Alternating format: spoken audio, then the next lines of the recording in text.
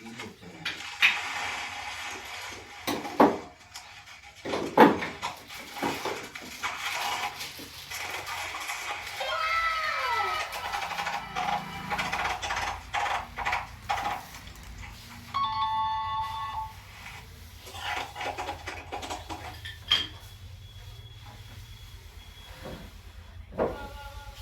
রাস্তার ছোড়ারা কাল থেকে একটা প্রচার চালু করেছে, কিছু চ্যাংড়া ছোড়া, যে মোদিজি নাকি জুমলাবাজি করছেন।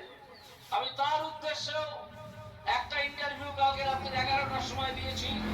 আজকে সেটা ভাইরাল হয়েছে, অলরেডি 4 লক্ষ লোক দেখে নিয়েছে। আপনারা সেটা খুঁজবেন।